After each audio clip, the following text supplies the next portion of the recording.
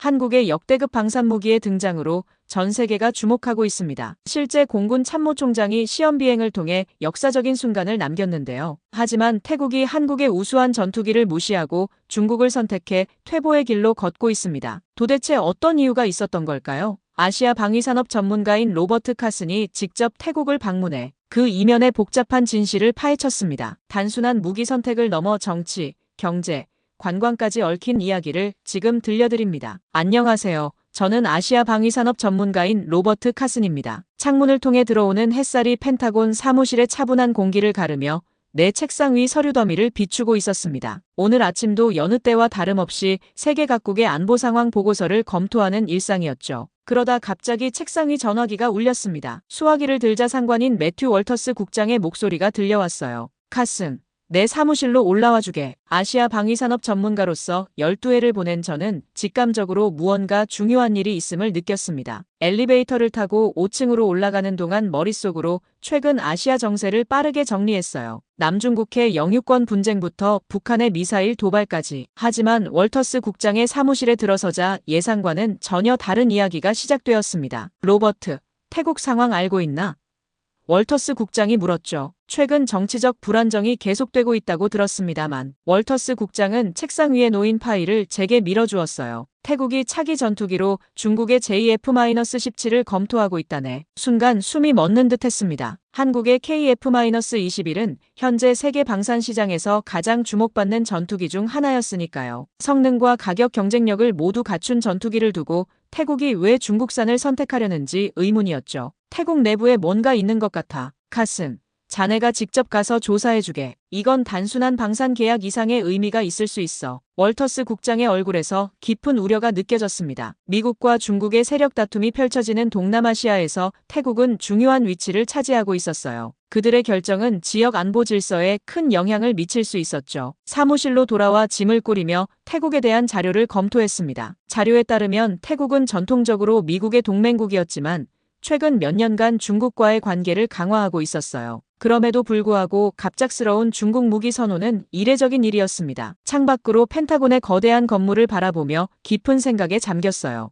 12회 동안 수많은 분석 보고서를 작성했지만 이번 임무는 뭔가 다른 느낌이었습니다. 단순한 무기 거래가 아닌 더 큰 지정학적 그림을 그리는 퍼즐 조각 같았죠. 비행기 표를 예약하고 태국 방콕행 비행기에 오르기까지 겨우 24시간이 걸렸어요. 비행기 안에서도 태국의 정치, 경제, 군사 상황을 담은 보고서를 읽었습니다. 창밖으로 수평선이 붉게 물들어가는 모습을 보며 생각했죠. 이번 조사가 단순한 보고서로 끝날 일이 아니구나. 16시간의 비행 끝에 방콕 수완나품 공항에 도착했습니다. 후텁지근한 공기가 저를 반겼고 공항을 빠져나오자 태국 특유의 혼잡함과 활기가 느껴졌어요. 호텔로 향하는 택시 안에서 창밖을 바라보며 이 나라가 품고 있는 비밀을 풀어내야 한다는 사명감이 가슴 깊이 느껴졌습니다. 다음 날 아침 첫 공식 일정은 태국 국방부와의 미팅이었어요. 이 만남을 통해 태국의 방산 결정 뒤에 숨겨진 실체에 한 발짝 다가설 수 있기를 기대했습니다. 호텔방에서 서류를 정리하며 준비했죠. 이제 진실을 찾아야 할 시간이군요. 아침 햇살이 방콕의 복잡한 스카이라인을 비추는 가운데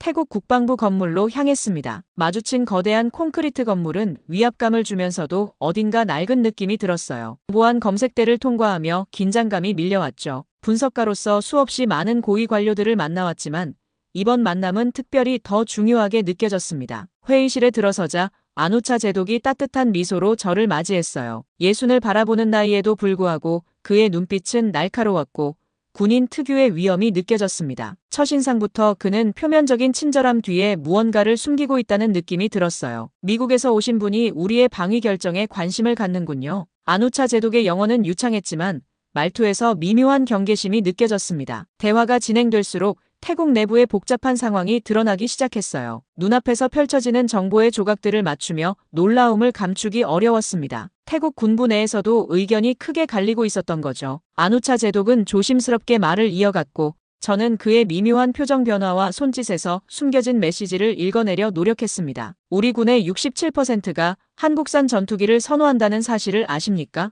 그가 목소리를 낮추며 말했을 때 저는 충격을 받았어요. 공식적으로 중국산 전투기 도입을 검토 중인 나라의 군 대다수가 다른 의견을 가지고 있다니 이건 단순한 선호도 차이가 아닌 내부적 갈등의 신호였습니다. 회의실의 창문 너머로 방콕의 번잡한 거리가 보였어요. 멀리서 들려오는 오토바이 소리와 경적 소리가 이 나라의 혼돈스러운 모습을 대변하는 듯 했습니다. 안우차 제독은 태국의 독립적 외교 정책을 강조했지만 그의 눈빛에서 말하지 않은 이야기가 숨겨져 있음을 느꼈어요. 메모장에 중요한 포인트를 기록하면서도 머릿속으로는 이 정보의 의미를 분석하고 있었습니다. 마치 퍼즐 조각을 맞추듯 정보들을 연결하려 노력했죠. 안우차 제독이 커피를 마시는 동안 잠시 침묵이 흘렀고 그 순간 그의 책상 위 사진 한 장이 눈에 들어왔어요. 젊은 시절 미국에서 훈련받던 모습이었습니다. 저도 한때는 미국의 동맹국으로서 자부심을 느꼈습니다. 제독이 사진을 향해 시선을 돌리며 말했어요. 그의 목소리에서 향수와 씁쓸함이 섞인 감정이 느껴졌죠.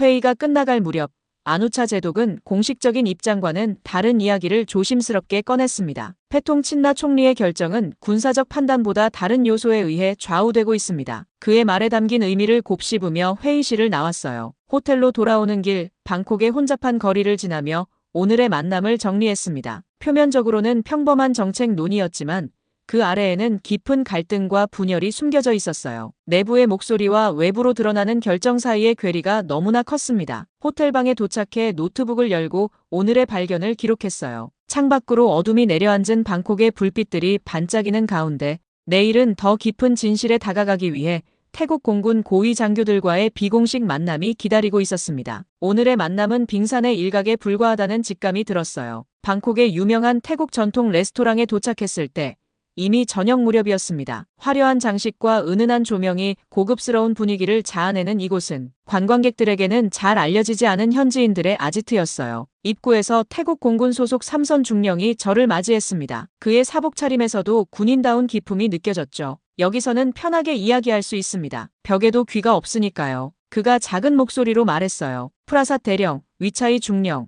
그리고 태국 공군 시험평가단 출신의 탄핵, 퇴역 소장까지 총 4명의 고위 장교들이 저를 기다리고 있었습니다. 모두 사복 차림이었지만 그들의 자세와 눈빛에서 군인의 면모가 느껴졌어요. 테이블에 앉자마자 태국 전통주인 메콩 위스키가 돌아갔습니다. 첫 잔을 비우고 나서야 본격적인 대화가 시작됐어요. 프라삿 대령이 주변을 살피며 낮은 목소리로 말했습니다. 우리가 여기서 당신을 만나고 있다는 사실이 알려지면 큰일 납니다. 그의 얼굴에서 긴장감이 느껴졌어요. 태국식 해산물 요리가 테이블에 차려지는 동안 이들의 이야기는 점점 더 깊어졌습니다. 중국제 K8 훈련기로 인해 겪었던 끔찍한 정비 문제와 부품 조달의 어려움, 그리고 그로 인한 사고 위험성까지 그들의 얼굴에서 분노와 좌절감이 번갈아 나타났어요. 처음에는 저렴한 가격에 혹했지만 결국 더 많은 비용을 지불했습니다. 타넷 소장의 목소리에는 쓴 경험에서 우러나오는 후회가 담겨 있었습니다. 매운 또똠꿍 수프를 마시며 KF-21에 대한 그들의 평가를 들었어요. 놀랍게도 태국 공군은 이미 한국의 전투기에 대한 철저한 분석을 마친 상태였습니다. 위차이 중령이 꺼낸 작은 노트북에는 KF-21의 성능 데이터와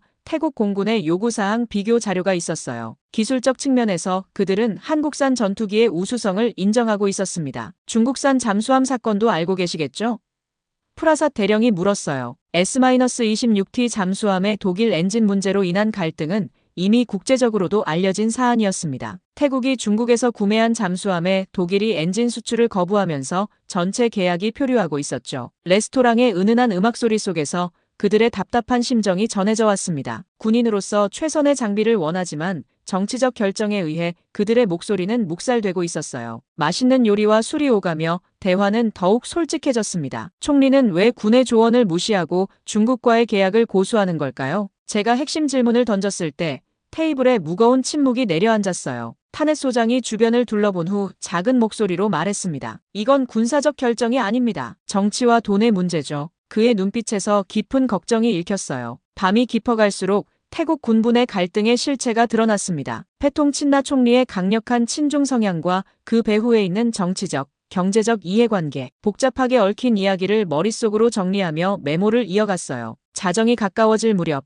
만남은 자연스럽게 마무리되었습니다. 헤어지기 전 타넷 소장이 제 손을 꼭 잡으며 말했어요. 우리는 최선의 선택을 원할 뿐입니다. 국가를 위한 최선의. 그의 말에 깊은 애국심이 느껴졌습니다. 호텔로 돌아오는 택시 안에서 오늘 들은 이야기들이 머릿속을 맴돌았어요. 이제 다음 단계로 정치권과 방위사업청의 인사들을 만나 패통, 친나 총리의 결정 배경을 더 깊이 파헤쳐야 했습니다. 복잡한 퍼즐의 조각들이 하나둘 맞춰지기 시작했지만 아직 전체 그림은 보이지 않았어요. 아침 일찍 방위사업청으로 향하는 차 안에서 어제의 대화를 곱씹었습니다. 방콕의 아침은 이미 후텁지근했고 거리는 활기찬 에너지로 가득했어요. 차창 밖으로 보이는 화려한 사원과 현대적 고층 건물이 공존하는 풍경이 태국의 이중성을 보여주는 듯 했습니다. 방위사업청에 도착하자 수피치 국장이 저를 맞이했어요. 50대 중반으로 보이는 그는 날카로운 눈빛과 달리 부드러운 말투를 가진 사람이었습니다. 그의 사무실 벽에는 다양한 국가의 군수장비 사진들이 걸려 있었죠. 눈여겨본 것은 중앙에 크게 걸린 패통 친나 총리와 중국 고위 관료의 악수 사진이었어요. 우리 총리는 실용주의자입니다. 수피치 국장이 커피를 건네며 말했어요. 그의 표정에서는 어떤 감정도 읽을 수 없었지만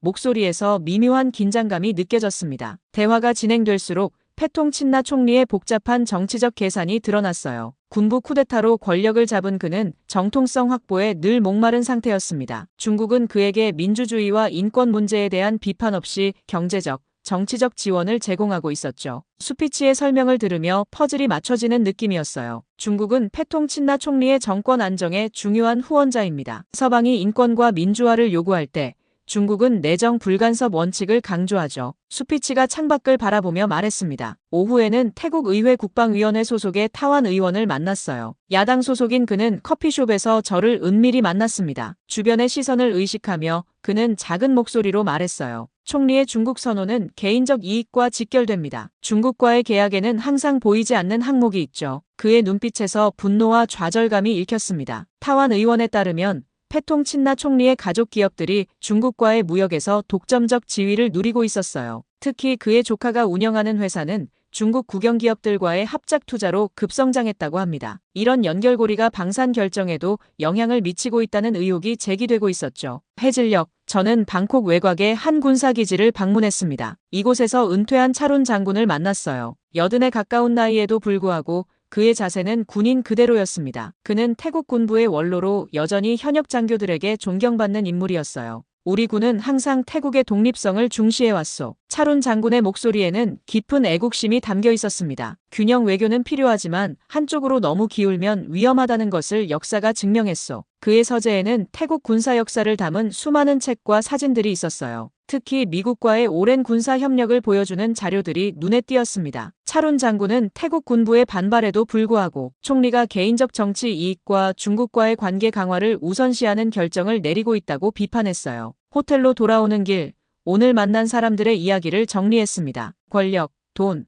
정치적 생존이 뒤얽힌 복잡한 방정식이 보이기 시작했어요. 패통 친나 총리에게 방산 결정은 단순한 국방 문제가 아닌 정권 유지의 수단이었습니다. 이제 중국과 태국의 경제적 관계를 더 깊이 파고들어 실체적 진실에 다가가야 했어요. 다음 날 아침, 태국 상무부 앞에서 만난 경제자문관 수타사크는 정부 내 경제파의 대표적 인물이었습니다. 우리는 방콕의 번화가에 있는 조용한 카페로 자리를 옮겼어요. 창밖으로는 분주하게 오가는 사람들과 끝없이 이어지는 교통체증이 보였죠. 마치 태국 경제의 복잡한 흐름을 상징하는 듯 했습니다. 중국은 태국의 거대한 경제적 유혹을 제공하고 있어요. 수타사크가 커피를 저으며 말했습니다. 그의 목소리는 차분했지만 눈빛에서는 우려가 읽혔어요. 1대1로 프로젝트를 통해 약속된 투자 금액은 50억 달러에 이릅니다. 정치인들에겐 거부하기 어려운 제안이죠. 수타사크의 설명을 들으며 노트북을 열어 데이터를 살펴봤어요. 최근 5년간 태국 마이너스 중국 무역량은 2배 이상 증가했고 중국의 직접 투자도 급증했습니다. 표면적으로는 번영을 약속하는 수치였지만 그 이면에는 불균형한 의존 관계가 자리 잡고 있었어요. 실상을 알려드리죠. 수타사크가 목소리를 낮추며 말했습니다. 중국이 주도하는 인프라 프로젝트에는 항상 조건이 따라요. 중국 기업, 중국 노동자, 중국 자재, 결국 자금은 중국으로 다시 흘러갑니다. 오후에는 한국 방산기업 대표들과의 만남이 예정되어 있었어요. 방콕 시내의 한 호텔 미팅룸에서 3명의 기업 임원들을 만났습니다. 그들은 태국 정부에 제안한 기술 이전 계획에 대해 상세히 설명했어요. 우리는 단순히 장비를 판매하는 것이 아닙니다. 백 이사의 설명에 깊이 고개를 끄덕였죠. KF-21 일부 부품의 현지 생산, 정비센터 설립, 기술자 교육, 이 모든 것이 패키지에 포함되어 있습니다. 한국 기업들이 제안한 기술 이전 모델은 태국의 항공 방산 역량을 실질적으로 강화할 수 있는 내용이었어요. 특히 인상적이었던 것은 오랜 시간에 걸친 단계적 기술 이전 계획이었습니다. 당장의 이익보다 장기적 파트너십을 중시하는 접근법이었죠. 중국의 제안서도 받습니다. 김 부장이 태블릿을 건네며 말했어요.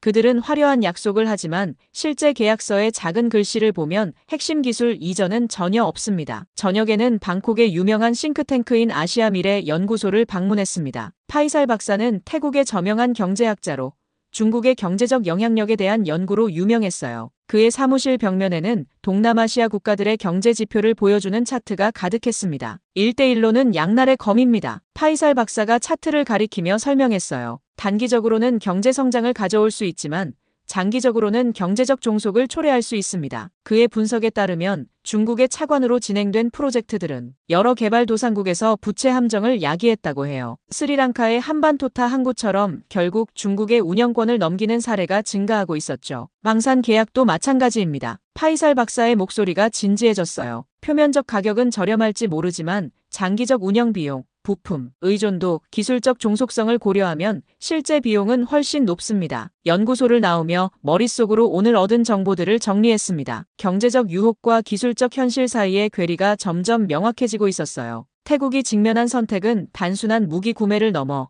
국가의 기술적 자립과 경제적 독립성에 관한 문제였습니다. 호텔로 돌아와 창밖의 방콕 야경을 바라보며 생각에 잠겼어요. 이제 다음 단계로 태국 내 관광산업의 변화와 반한 감정이 태국 경제에 미친 영향을 조사해야 했습니다. 경제와 정치, 그리고 문화적 요소가 복잡하게 얽힌 이 퍼즐의 다음 조각을 찾아야 할 시간이었어요. 다음 날 한때 한국인들로 북적였던 방콕의 한인타운을 찾았습니다. 오전 10시가 넘었는데도 거리는 썰렁했어요. 화려한 간판들은 여전했지만 그 아래 상점들은 대부분 문을 닫았거나 텅 비어 있었습니다. 마치 활기를 잃은 무대 세트장 같은 기분이 들었어요. 예전에는 이 시간에 한국인 관광객들로 발 디딜 틈이 없었죠. 10년 넘게 한국 음식점을 운영해온 소년 씨가 말했습니다. 그의 레스토랑은 텅 비어 있었고 얼굴에는 깊은 걱정의 주름이 그려져 있었어요. 지난 6개월 동안 매출이 70% 이상 줄었습니다. 태국 관광청의 데이터를 검토하면서 충격적인 변화를 발견했어요. 한국인 관광객 수는 이전 대비 60% 가까이 감소했습니다. 그 자리를 중국 관광객이 메우고 있었지만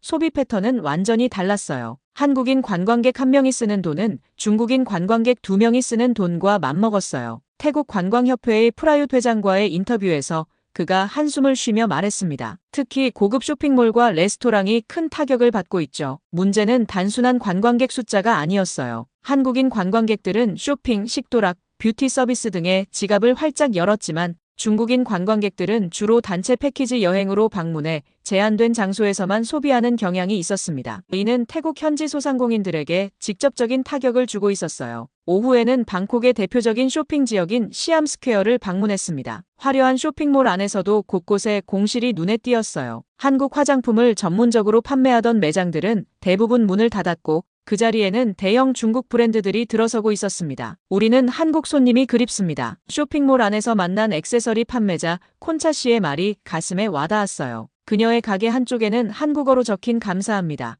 안녕하세요 같은 인사말이 아직 남아 있었습니다. 한국인들은 품질을 알아보고 가격을 깎지 않았어요. 중국인들은 항상 반값을 요구하죠. 태국 내 반한 감정의 원인을 탐색하기 위해 현지 언론사와 소셜미디어를 분석했습니다. 놀랍게도 체계적인 여론 조작의 흔적이 발견됐어요. 특히 한국인 관광객의 부정적 사례를 과장하거나 한국 기업의 태국 진출을 경제적 침략으로 프레이밍하는 콘텐츠가 많았습니다. 이런 콘텐츠의 상당수가 중국 IP 주소에서 생성되고 있어요. 태국의 사이버 보안 전문가 타논이 그의 모니터를 가리키며 설명했습니다. 전형적인 여론 조작 패턴입니다. 저녁에는 파타야의 유명 해변을 방문했어요. 한때 한국인 관광객들로 북적였던 이곳은 이제 한산했습니다. 해변가 상점들은 대부분 문을 닫았고 몇몇 레스토랑만이 간신히 영업을 이어가고 있었어요. 태국 정부가 중국 관광객 유치에 총력을 기울이는 것은 이해합니다. 파타야 관광협회의 손밭 부회장이 말했어요. 하지만 중국 관광객의 1인당 소비액은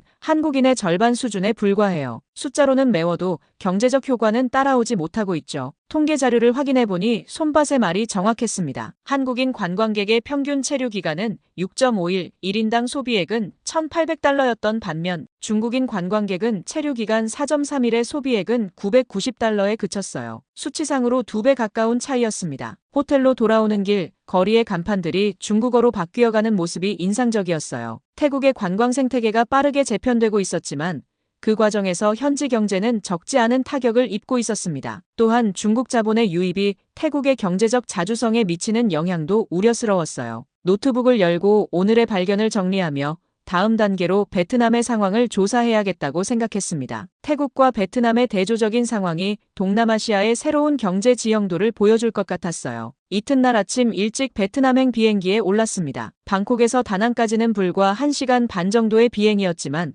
두 도시의 분위기는 천지차이였어요. 다낭 공항에 도착하자마자 한국어 안내판과 광고들이 눈에 들어왔습니다. 입국장에는 한국인 관광객들을 맞이하는 현지 가이드들이 한국어로 활기차게 인사하고 있었어요. 작년에만 한국인 관광객이 65% 증가했습니다. 베트남 관광청의 응우옌 국장이 자랑스럽게 말했어요. 그의 사무실 벽에는 한국의 유명 연예인들과 함께 찍은 사진이 여러 장 걸려 있었습니다. 우리는 한국 관광객들을 위한 특별 프로그램을 계속 개발하고 있죠. 다낭의 미케비치를 따라 늘어선 리조트들은 대부분 만실이었어요. 특히 한국 기업이 운영하는 리조트들은 예약이 2달 이상 꽉 차 있다고 했습니다. 해변에는 한국인 가족들이 즐겁게 물놀이를 즐기고 있었고 주변 상점들은 한국어 메뉴와 간판으로 그들을 반겼어요. 베트남은 태국보다 더 적극적으로 우리를 환영해요. 휴가 중인 서울에서 온 김 씨 가족과 이야기를 나눌 기회가 있었습니다. 이전에는 매년 태국을 방문했지만 지금은 베트남이 더 편안하게 느껴져요. 현지인들의 태도도 훨씬 친절하고요. 오후에는 호치민시로 이동해 한국 기업들의 투자 현황을 조사했어요. 삼성전자의 대규모 공장부터 중소기업들의 활발한 진출까지 베트남은 한국 기업들의 새로운 경제 허브로 자리 잡고 있었습니다. 베트남 정부는 우리에게 실질적인 혜택을 제공합니다. 호치민에서 식품 가공 공장을 운영하는 박 대표의 설명이 인상적이었어요. 세금 혜택뿐만 아니라 행정적 지원도 원활하죠. 무엇보다 정부 정책의 일관성이 큰 장점입니다. 베트남 경제부 자료에 따르면 한국은 베트남의 최대 투자국 중 하나로 성장했습니다. 특히 제조업, 관광업, IT 분야에서 협력이 두드러졌어요. 베트남 정부는 한국과의 경제 협력을 위한 전담 부서까지 설치하고 적극적인 지원 정책을 펼치고 있었습니다. 다시 태국으로 돌아와 방콕과 파타야의 주요 상가 지역을 재방문했어요. 이번에는 현지 상인들과 더 깊은 대화를 나눴습니다. 애틋한 장면을 목격했죠. 파타야의 한 쇼핑몰 앞에서 현지 상인들이 우리는 한국 손님이 그립다라는 플래카드를 들고 조용한 시위를 벌이고 있었어요. 한국 관광객들이 떠난 후 우리 매출은 70%나 줄었어요. 의류 상점을 운영하는 수파 씨가 눈물을 글썽이며 말했습니다. 중국 관광객들은 대부분 가이드가 데려가는 특정 상점에서만 쇼핑을 해요. 우리 같은 현지 소상공인들에게는 돌아오는 게 없죠. 태국 상공회의소의 보고서를 확인해 보니 한국인 관광객 감소로 인한 경제적 손실은 연간 약 15억 달러에 이르는 것으로 추정됐어요. 특히 방콕, 파타야, 푸켓 같은 주요 관광지의 소상공인들이 심각한 타격을 입고 있었습니다. 베트남은 우리의 장기적 경쟁자로 부상하고 있습니다. 태국 국립대학교의 경제학 교수 프라시시 심각한 표정으로 말했어요. 그들은 한국, 일본과의 관계를 전략적으로 강화하는 반면 우리는 지나치게 중국에 의존하는 실수를 범하고 있죠. 저녁 방콕의 고급 레스토랑에서 태국 외교부의 전직 고위 관료 차트리를 만났습니다. 그는 30년 이상의 외교 경험을 가진 베테랑이었어요. 동남아시아는 지금 새로운 지정학적 게임의 중심에 있습니다. 차트리가 와인 잔을 들며 말했어요. 중국, 미국, 일본, 한국 사이에서 균형을 유지하는 것이 중요한데 현 정부는 너무 한쪽으로 기울고 있어요. 호텔로 돌아와 창밖의 방콕 야경을 바라보며 깊은 생각에 잠겼습니다. 태국과 베트남의 대조적인 상황은 단순한 관광 트렌드의 변화를 넘어 동남아시아의 새로운 경제 정치적 지형도를 보여주고 있었어요. 내일은 모든 조사를 마무리하고 워싱턴으로 돌아가 최종 보고서를 작성해야 했습니다. 복잡하게 얽힌 이 지역의 진실을 어떻게 정확히 전달할 수 있을지 고민하며 잠이 들었어요. 워싱턴으로 돌아오는 비행기 안에서 지난 2주간의 조사 결과를 정리했습니다. 창밖으로 펼쳐진 구름 위의 풍경을 바라보며 태국에서 보고 들은 모든 것이 머릿속을 맴돌았어요. 단순했던 초기 질문은 이제 훨씬 복잡한 그림으로 변해 있었습니다. 태국의 방산 결정은 단지 군사적 판단이 아닌 정치, 경제, 문화적 요소가 복잡하게 얽힌 결과물이었죠. 펜타곤에 도착한 다음 날 아침, 월터스 국장의 사무실에서 첫 번째 브리핑을 시작했습니다. 그의 책상 건너편에 앉아 준비해온 자료를 펼쳤어요. 태국의 결정은 우리가 생각했던 것보다 훨씬 복잡합니다. 제 말에 월터스 국장은 깊이 고개를 끄덕였어요. 이건 단순한 군사적 선택이 아닌 패통 친나 총리의 정치적 생존 전략과 밀접하게 연관되어 있습니다. 3일간의 집중적인 보고서 작성 끝에 두꺼운 파일처를 완성했어요. 태국-중국 관계 방산을 넘어선 전략적 분석이라는 제목의 이 보고서는 펜타곤과 국무부, 고위 관료들 사이에서 빠르게 회람되었습니다. 보고서의 핵심은 군사적 접근을 넘어선 종합적 전략의 필요성이었어요. 우리는 동남아시아에서 단순히 무기를 팔려고 하는 것이 아니라 신뢰할 수 있는 파트너로 인식되어야 합니다. 경제, 문화, 교육 분야에서의 협력이 방위 협력의 토대가 되어야 해요. 국무부 동아시아 태평양 차관보와의 미팅에서 재분석에 대한 깊은 논의가 이어졌습니다. 태국이 중국 쪽으로 기울고 있는 상황에서 우리는 어떻게 대응해야 할까요? 차관보가 물었죠. 상호 존중의 가치를 보여줘야 합니다. 제 대답에 회의실의 분위기가 진지해졌어요. 중국은 단기적 경제적 유혹을 제공하지만 우리는 장기적 파트너십과 현지 역량 강화를 지원할 수 있습니다. 이것이 베트남에서 효과를 보였습니다. 보고서는 태국 내 반한 감정이 조작된 여론의 결과라는 분석도 포함하고 있었어요. 소셜미디어 분석 결과 태국 내 반한 정서의 상당 부분이 체계적인 여론 조작의 결과물로 보입니다. 특히 중국 IP에서 생성된 콘텐츠가 많았죠. 제 보고서의 영향으로 미 국무부는 동남아시아 파트너십 강화 이니셔티브를 준비하기 시작했습니다. 이 프로그램은 단순한 군사 원조를 넘어 현지 산업 발전, 교육 교류, 문화 협력을 포괄하는 종합적 접근법을 담고 있었어요. 특히 태국과의 관계 개선을 위한 특별 태스크포스가 구성되었습니다. 우리는 태국 국민들에게 미국이 단순한 무기 판매자가 아닌 진정한 파트너임을 보여줘야 합니다. 태스크포스 책임자가 첫 회의에서 강조했죠. 보고서 제출 한 달 후 저는 다시 태국을 방문할 기회가 있었어요. 이번에는 외교적 사절단의 일원으로서였습니다. 방콕의 분위기는 미묘하게 변하고 있었어요. 중국 자본의 유입으로 대형 건설 프로젝트들이 곳곳에서 진행 중이었지만 현지인들의 표정에서는 우려가 느껴졌습니다. 태국 국방부에서 다시 만난 안우차 제독의 얼굴에는 깊은 고민의 흔적이 있었어요. 패통 친나 총리의 결정은 변함이 없지만 군 내부의 우려는 커지고 있습니다. 특히 중국산 장비의 실제 운용 성능과 유지 보수 문제로요. 마지막 날 방콕 외곽의 한 대학에서 강연할 기회가 있었습니다. 젊은 학생들의 눈빛에서 태국의 미래에 대한 열정과 고민이 동시에 느껴졌어요. 균형 잡힌 외교는 태국의 오랜 전통입니다. 한 나라에 지나치게 의존하는 것은 장기적으로 국익에 부합하지 않을 수 있습니다. 워싱턴으로 돌아온 후 저는 동남아시아 전략 재검토 위원회의 상임 고문으로 임명되었습니다. 제 책상 위에는 아직도 태국에서 가져온 작은 기념품이 놓여 있어요. 그것은 제게 단순한 지정학적 분석을 넘어 사람과 문화에 대한 이해가 얼마나 중요한지 항상 상기시켜주는 물건이었습니다. 결국 국가 간의 관계도 사람 사이의 관계와 마찬가지입니다. 마지막 보고서의 결론에 적은 문장이 항상 제 머릿속에 맴돌았어요. 상호 존중과 진정한 파트너십이야말로 지속 가능한 관계의 토대가 됩니다.